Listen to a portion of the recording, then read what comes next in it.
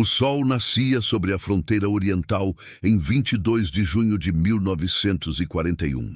Não era um amanhecer comum. Era o prelúdio de um cataclismo. À medida que os primeiros raios dourados cortavam a névoa matinal, a terra tremia. Não com o tremor de um terremoto, mas com o rugido metálico de milhares de tanques Panzer, o troar incessante de canhões e o batimento monótono de milhões de botas marchando. O ar, ainda fresco, logo seria sufocado pelo cheiro acre de diesel, pólvora e a promessa de sangue. Era o poderio militar no seu auge, a arrogância da máquina de guerra que ninguém ousava desafiar, voltada para o leste, para o coração da União Soviética. A Operação Barbarossa, o plano de Hitler para aniquilar o comunismo, começava. O plano era audacioso, quase megalomaníaco, uma invasão em larga escala, um golpe relâmpago para esmagar o inimigo soviético em poucas semanas. Os generais alemães, embriagados pelas vitórias fulminantes na Polônia, França e Balcãs, acreditavam-se invencíveis. Seus olhos brilhavam com a certeza da conquista, suas mentes fixas na glória de uma vitória rápida e esmagadora. A confiança era palpável, um manto pesado de otimismo que cobria cada soldado, cada oficial, cada tanque. O objetivo? Moscou. A capital, o símbolo, o coração da vastidão russa. Acreditavam que, com a queda de Moscou, tudo desmoronaria. Mal sabiam que a verdadeira batalha não seria contra o homem, mas contra o tempo, a distância e um inimigo mais implacável que qualquer exército. O inverno russo. Este não é apenas um relato de guerra. É uma saga de ambição desmedida, de heroísmo e de um sofrimento inimaginável. É a história de como o gelo e a neve transformaram o orgulho de um império em pó e ossos, e como o inverno aniquilou o exército de Hitler em Moscou. Prepare-se para mergulhar nas profundezas de um dos conflitos mais brutais da história. Inscreva-se agora e junte-se à nossa legião de historiadores para vivenciar o passado em toda a sua crueza e glória. Os primeiros dias foram um triunfo do poderio alemão. A Blitzkrieg, a guerra relâmpago, funcionava com uma eficiência aterrorizante. As divisões Panzer avançavam como lâminas quentes na manteiga, cortando as linhas de defesa soviéticas com uma velocidade assombrosa. Cidades caíam em questão de dias, as vitórias eram esmagadoras e a confiança dos invasores atingia picos estratosféricos. As colunas de fumaça subiam ao céu, marcando o rastro de destruição deixado pelos tanques e bombardeiros. Soldados alemães, com seus uniformes cinzentos e semblantes confiantes, viam a Rússia como um gigante adormecido, pronto para ser derrubado com um único golpe certeiro. O cheiro de metal queimado e terra revolvida pairava no ar, um perfume de vitória que embriagava os sentidos. Os céus eram dominados pela Luftwaffe, seus Stukas mergulhando com um uivo de Banshee, despejando a morte sobre as tropas inimigas e as aldeias indefesas. A infantaria seguia, limpando os bolsões de resistência, capturando centenas de milhares de prisioneiros. A propaganda alemã celebrava cada quilômetro conquistado, cada bandeira hasteada em solo soviético. Parecia que nada poderia deter aquela máquina de guerra perfeitamente azeitada. O sol de verão castigava os homens, levantando nuvens de poeira nas estradas intermináveis, mas o calor era visto como um mero inconveniente, um pequeno preço a pagar pela glória iminente. O vasto território russo, que parecia se estender ao infinito, era apenas um desafio a ser superado, mais um obstáculo na marcha triunfal para o leste.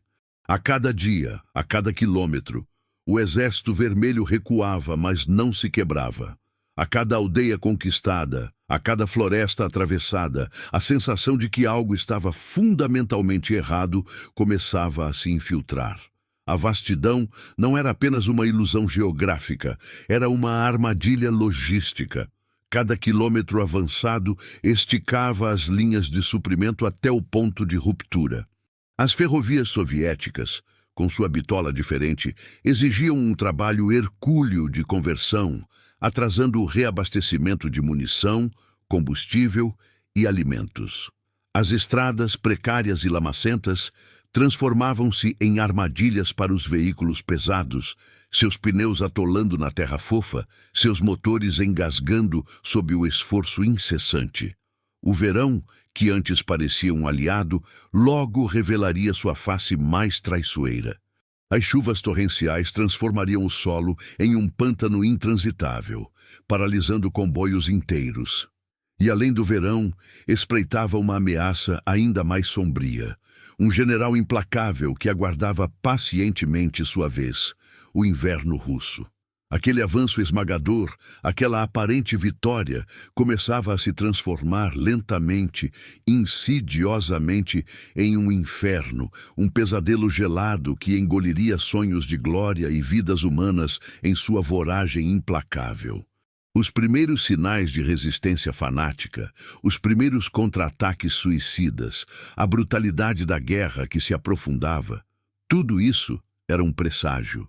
A arrogância inicial dava lugar a uma crescente ansiedade, um frio na espinha que nada tinha a ver com a temperatura ambiente. A guerra na Rússia não seria como as outras. Seria diferente. Seria brutal. Seria fatal. Aquele avanço esmagador, aquela aparente vitória, começava a se transformar lentamente, insidiosamente, em um inferno. Um pesadelo gelado que engoliria sonhos de glória e vidas humanas em sua voragem implacável. Os primeiros sinais de resistência fanática, os primeiros contra-ataques suicidas, a brutalidade da guerra que se aprofundava, tudo isso era um presságio. A arrogância inicial dava lugar a uma crescente ansiedade, um frio na espinha que nada tinha a ver com a temperatura ambiente. A guerra na Rússia não seria como as outras. Seria diferente.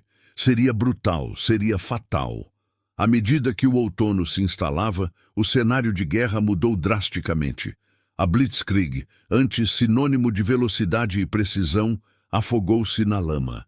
As chuvas incessantes transformaram as vastas planícies russas em um mar de lama pegajosa e profunda, a infame Rasputitsa. Tanques Panzer, antes predadores velozes, agora atolavam até os eixos, seus motores rugindo em vão enquanto os soldados lutavam para empurrá-los. O avanço se arrastava, medido em metros, não mais em quilômetros. O cheiro de diesel misturava-se ao odor pútrido de terra molhada, suor e, inevitavelmente, morte. O confronto tornou-se íntimo, visceral. Não mais batalhas de manobra, mas combates corpo a corpo, desesperados e sangrentos em florestas densas e aldeias em ruínas. Os gritos de urra dos soldados soviéticos ecoavam entre as árvores, misturando-se aos estampidos secos dos fuzis e ao rosnado das metralhadoras alemãs.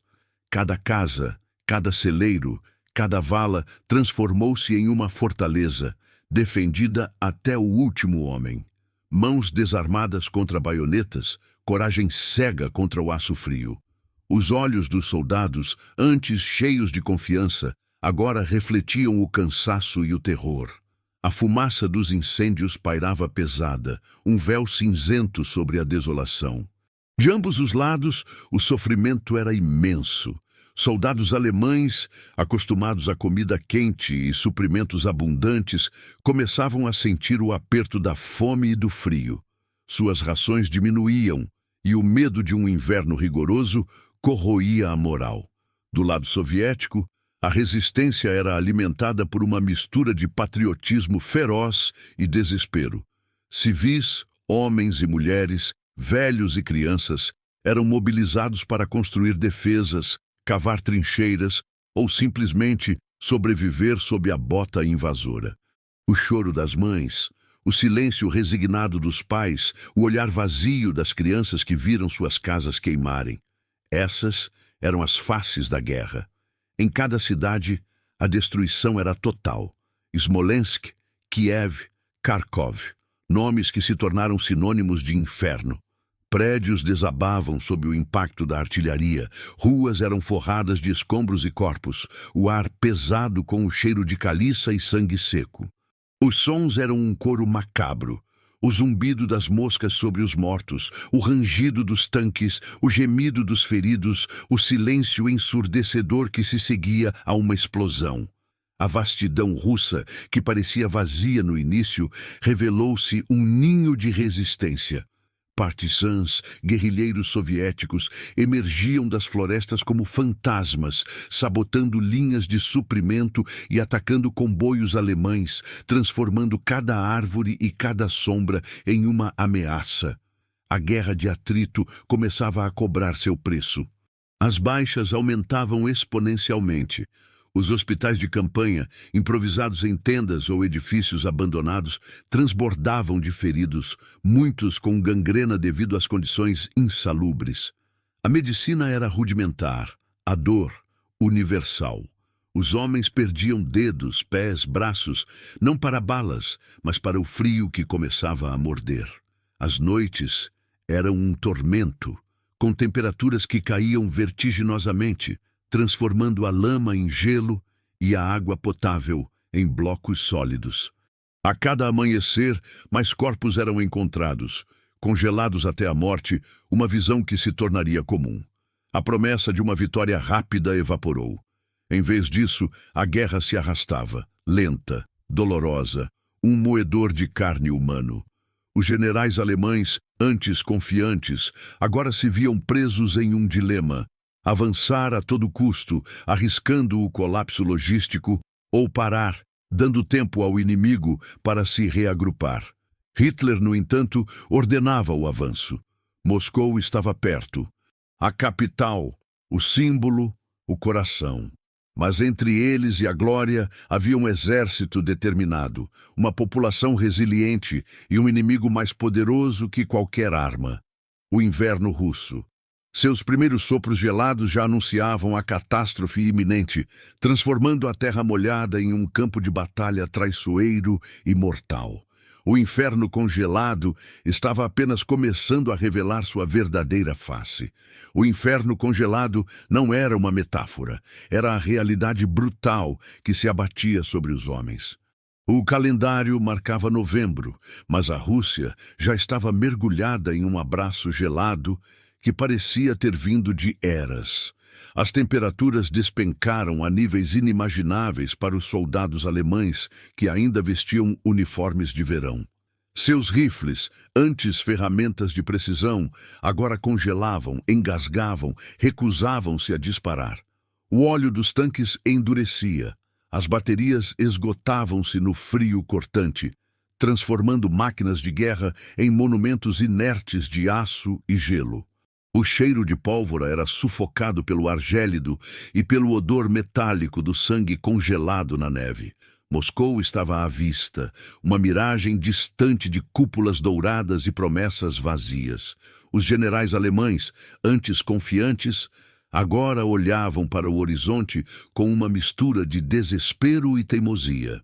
Hitler exigia o avanço a qualquer custo, mas cada passo em direção à capital soviética era uma marcha fúnebre. As estradas, já intransitáveis pela lama, agora eram escorregadias e traçoeiras com uma camada de gelo e neve fofa. Os soldados, com os lábios rachados e os dedos dormentes, lutavam para manter o mínimo de calor, seus corpos tremendo incontrolavelmente. O menor ferimento podia se transformar em gangrena em questão de horas. Do outro lado, a resistência soviética endurecia.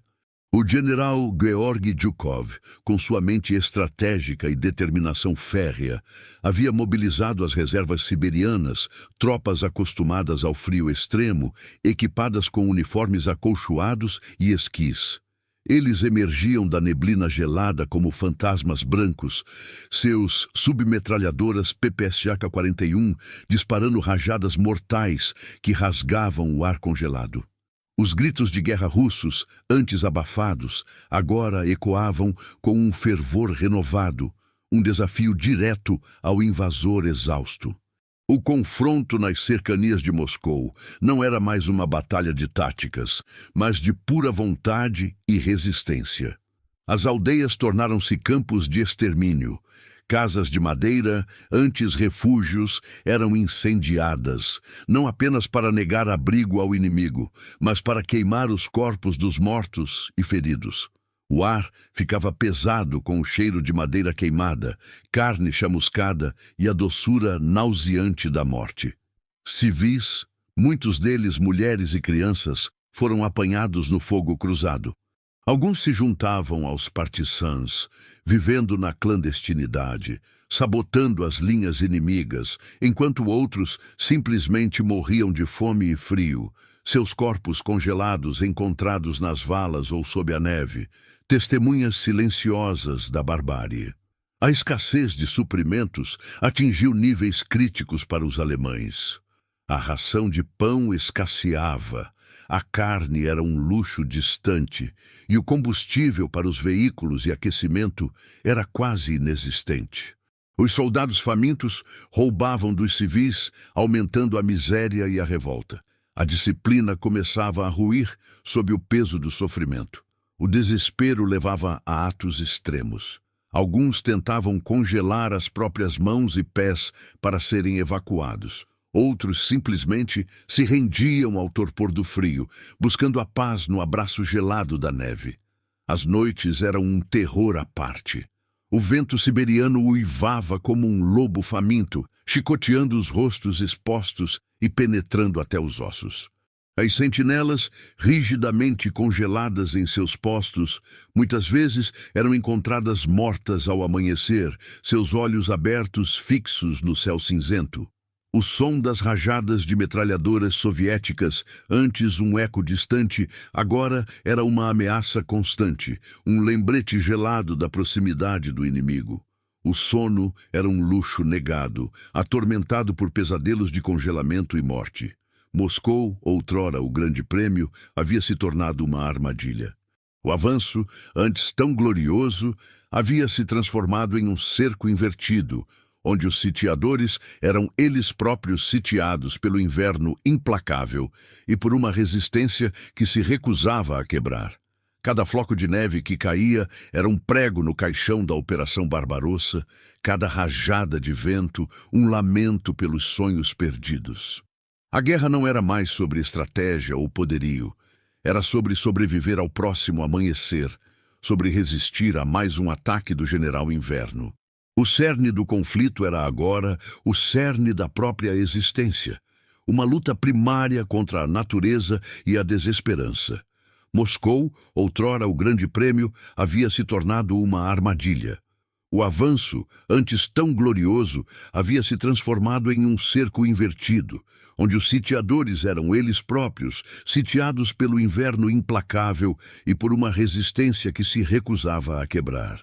Cada floco de neve que caía era um prego no caixão da Operação Barbarossa, cada rajada de vento, um lamento pelos sonhos perdidos. A guerra não era mais sobre estratégia ou poderio, era sobre sobreviver ao próximo amanhecer, sobre resistir a mais um ataque do General Inverno. O cerne do conflito era agora o cerne da própria existência, uma luta primária contra a natureza e a desesperança. O isolamento era quase total. As linhas de suprimento, já tênues, estavam agora completamente rompidas pelo gelo, pela neve e pelos ataques incessantes dos partisãs. Os comboios alemães, alvos fáceis nas estradas congeladas, eram emboscados com uma frequência alarmante. O silêncio da vastidão branca era quebrado apenas pelo estalo de fuzis soviéticos e o uivo dos lobos famintos que se aproximavam dos acampamentos, atraídos pelo cheiro de morte. A sensação de estar cercado, não apenas por um inimigo visível, mas por uma paisagem hostil e desoladora, corroía a alma dos homens. O rádio, quando funcionava, trazia apenas ordens de não recuar, manter a posição. Promessas vazias de reforços que nunca chegavam. A escassez de suprimentos atingiu níveis de catástrofe. A ração de pão escasseava, a carne era um luxo distante e o combustível para os veículos e aquecimento era quase inexistente. Os soldados famintos roubavam dos civis, aumentando a miséria e a revolta. A disciplina começava a ruir sob o peso do sofrimento. Botas de verão desintegravam-se na neve, causando congelamento severo. Os uniformes, finos e inadequados, não ofereciam proteção contra as temperaturas que chegavam a 40 graus Celsius. O cheiro de corpos não lavados, de feridas infeccionadas e de desespero humano impregnava cada barraca, cada trincheira. A morte não vinha apenas de uma bala, mas da inanição, da hipotermia, da exaustão. Era uma morte lenta, implacável, que despojava o homem de sua dignidade antes de levar sua vida. A brutalidade escalou a níveis inimagináveis. Prisioneiros soviéticos, capturados em números esmagadores, eram deixados para morrer de fome e frio em campos improvisados, seus corpos empilhados como lenha. A retaliação alemã contra os partisãs e a população civil era selvagem.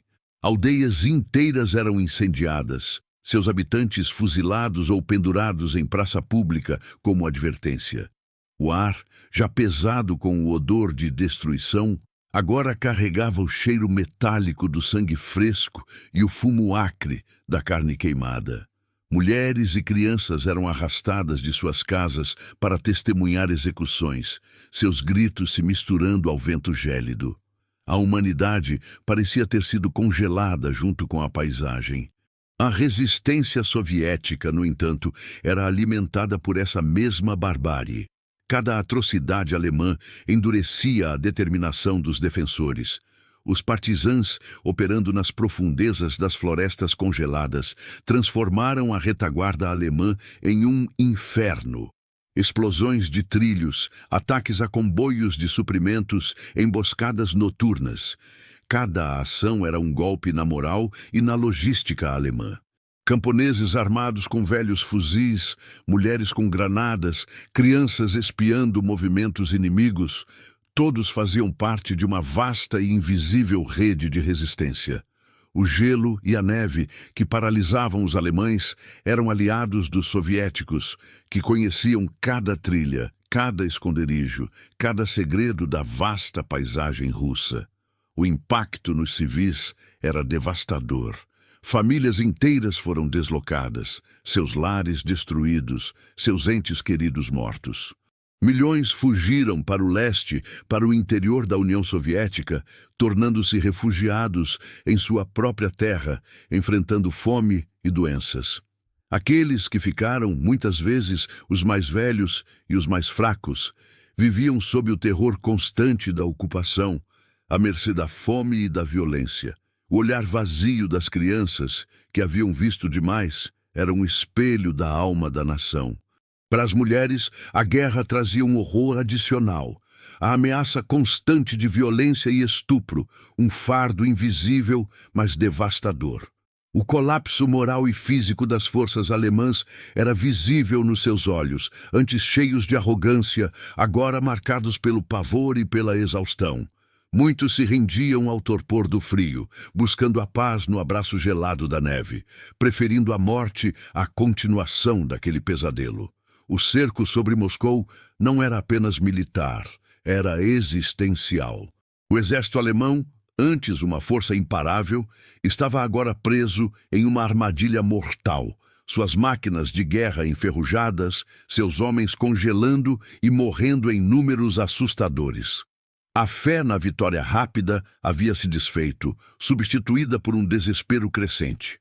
A Operação Barbarossa, o grande plano para o domínio do leste, havia se transformado em um cemitério de sonhos e homens, um testemunho brutal da arrogância militar e da força inquebrantável da resistência humana e da natureza. O inverno russo, o general mais implacável de todos, estava prestes a entregar o golpe final. O clímax era inevitável, um choque brutal entre a teimosia humana e a fúria implacável da natureza. No início de dezembro de 1941, as divisões alemãs, esgotadas, congeladas, mas ainda impulsionadas por ordens inquestionáveis de Berlim, lançaram seu último e desesperado ataque sobre Moscou. A capital soviética, com suas torres e cúpulas douradas cintilando friamente à distância, parecia um prêmio ao alcance da mão, uma miragem cruel em um deserto de gelo e morte. Soldados alemães, com seus rostos magros e olhos vazios, mal conseguiam segurar seus rifles congelados, mas a ordem era avançar. Cada passo era uma agonia, cada respiração um esforço contra o ar que rasgava os pulmões. O cheiro de pólvora misturava-se ao odor metálico do sangue já congelado na neve imaculada. A temperatura despencou para 40 Celsius.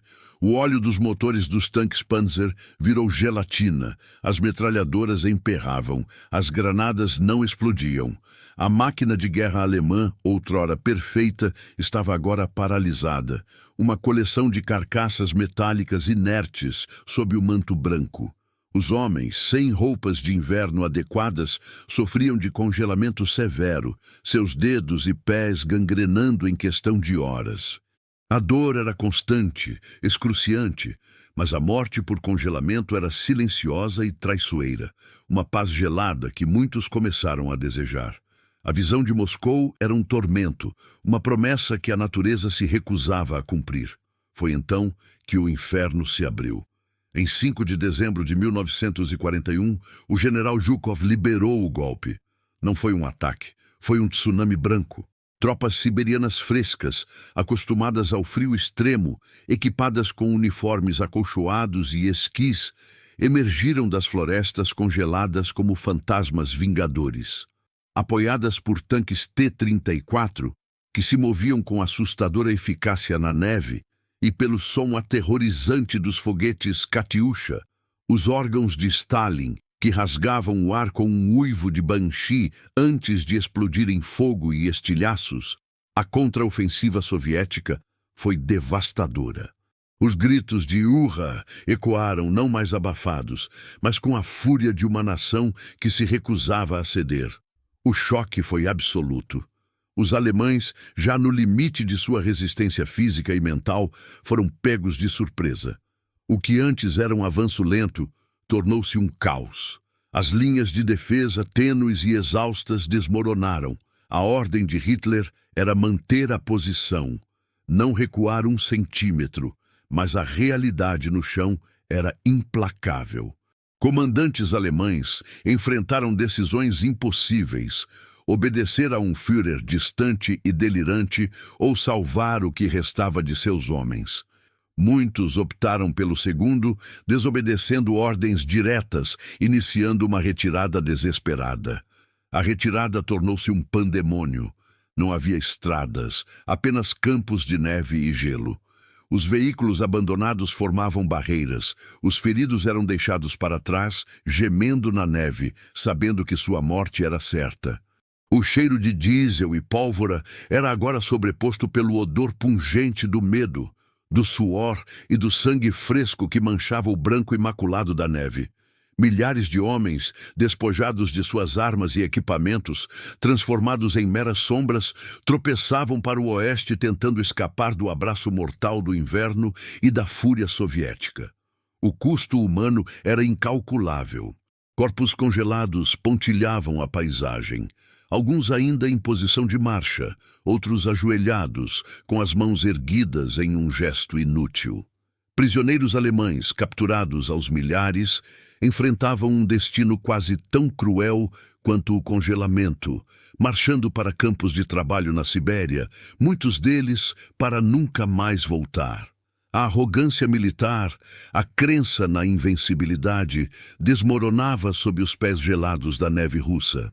A Operação Barbarossa, o plano grandioso de Hitler, havia se transformado em uma catástrofe inimaginável, um testemunho brutal de que nem todo poder pode desafiar a natureza e a resiliência de um povo.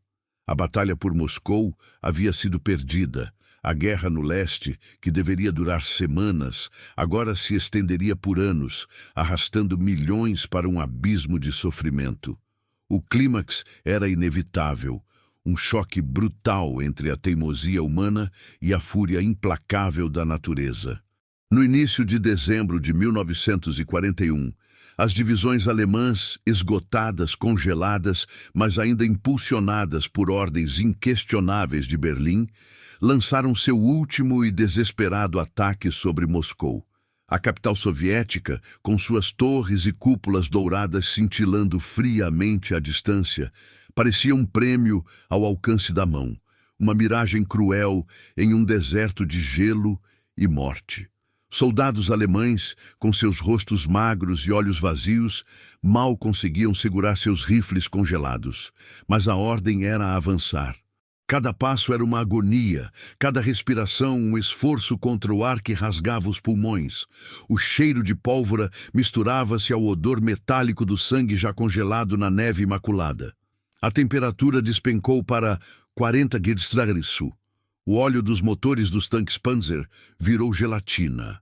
As metralhadoras emperravam, as granadas não explodiam. A máquina de guerra alemã, outrora perfeita, estava agora paralisada, uma coleção de carcaças metálicas inertes sob o manto branco. Os homens, sem roupas de inverno adequadas, sofriam de congelamento severo, seus dedos e pés gangrenando em questão de horas. A dor era constante, excruciante, mas a morte por congelamento era silenciosa e traiçoeira, uma paz gelada que muitos começaram a desejar. A visão de Moscou era um tormento, uma promessa que a natureza se recusava a cumprir. Foi então que o inferno se abriu. Em 5 de dezembro de 1941, o general Zhukov liberou o golpe. Não foi um ataque, foi um tsunami branco. Tropas siberianas frescas, acostumadas ao frio extremo, equipadas com uniformes acolchoados e esquis, emergiram das florestas congeladas como fantasmas vingadores. Apoiadas por tanques T-34, que se moviam com assustadora eficácia na neve, e pelo som aterrorizante dos foguetes Katyusha, os órgãos de Stalin, que rasgavam o ar com um uivo de Banshee, antes de explodir em fogo e estilhaços, a contraofensiva soviética foi devastadora. Os gritos de "Urra!" ecoaram, não mais abafados, mas com a fúria de uma nação que se recusava a ceder. O choque foi absoluto. Os alemães, já no limite de sua resistência física e mental, foram pegos de surpresa. O que antes era um avanço lento tornou-se um caos. As linhas de defesa tênues e exaustas desmoronaram. A ordem de Hitler era manter a posição, não recuar 1 centímetro, mas a realidade no chão era implacável. Comandantes alemães enfrentaram decisões impossíveis: obedecer a um Führer distante e delirante ou salvar o que restava de seus homens. Muitos optaram pelo segundo, desobedecendo ordens diretas, iniciando uma retirada desesperada. A retirada tornou-se um pandemônio. Não havia estradas, apenas campos de neve e gelo. Os veículos abandonados formavam barreiras. Os feridos eram deixados para trás, gemendo na neve, sabendo que sua morte era certa. O cheiro de diesel e pólvora era agora sobreposto pelo odor pungente do medo, do suor e do sangue fresco que manchava o branco imaculado da neve. Milhares de homens, despojados de suas armas e equipamentos, transformados em meras sombras, tropeçavam para o oeste, tentando escapar do abraço mortal do inverno e da fúria soviética. O custo humano era incalculável. Corpos congelados pontilhavam a paisagem, alguns ainda em posição de marcha, outros ajoelhados, com as mãos erguidas em um gesto inútil. Prisioneiros alemães, capturados aos milhares, enfrentavam um destino quase tão cruel quanto o congelamento, marchando para campos de trabalho na Sibéria, muitos deles para nunca mais voltar. A arrogância militar, a crença na invencibilidade, desmoronava sob os pés gelados da neve russa. A Operação Barbarossa, o plano grandioso de Hitler, havia se transformado em uma catástrofe inimaginável, um testemunho brutal de que nem todo poder pode desafiar a natureza e a resiliência de um povo. A batalha por Moscou havia sido perdida. A guerra no leste, que deveria durar semanas, agora se estenderia por anos, arrastando milhões para um abismo de sofrimento. O recuo de Moscou foi apenas o começo de um longo e brutal calvário. Os sobreviventes da Operação Barbarossa, tanto soldados alemães quanto civis soviéticos, carregaram cicatrizes profundas. Prisioneiros congelados, soldados feridos, muitos com membros amputados devido à gangrena, e civis traumatizados enfrentaram a devastação pós-conflito. Cidades em ruínas, campos de batalha marcados por destroços de tanques e artilharia e um trauma psicológico duradouro que ecoaria por gerações. O cheiro de morte e desolação pairava sobre a vastidão russa por anos. O orgulho da Wehrmacht estava quebrado, sua aura de invencibilidade desfeita no gelo e na neve. As lições históricas da Operação Barbarossa são claras, brutais e inesquecíveis. Os perigos da arrogância militar, a subestimação de um inimigo determinado e do clima implacável, e a força inquebrantável da resiliência humana. O fracasso de Barbarossa não foi apenas uma derrota tática, foi um ponto de virada decisivo na Segunda Guerra Mundial, forçando a Alemanha a uma guerra de atrito em duas frentes, exaurindo seus recursos e sua força vital. A visão de Hitler de um império oriental ruiu sob o peso do inverno e da coragem soviética. Hoje, memoriais em Moscou, como o Parque da Vitória, livros de história e filmes mantêm viva a memória desses eventos épicos e trágicos. As cicatrizes permanecem na terra e na alma de milhões, um testemunho silencioso da loucura da guerra. A Operação Barbarossa ressoa como uma meditação poética sobre a brutalidade da guerra, a coragem indomável dos que resistiram e o custo imensurável da ambição desmedida. Cada ruína é um grito contra a guerra, cada floco de neve sobre os campos de Moscou é um lembrete eterno do sacrifício e da resiliência. O sangue na neve é um lembrete eterno de que a história é escrita com vidas humanas e que a natureza pode ser o mais implacável dos generais. Curta, compartilhe e inscreva-se para mais histórias épicas da história. Qual batalha você quer ver a seguir? Deixe seu comentário e junte-se à nossa jornada pelo passado.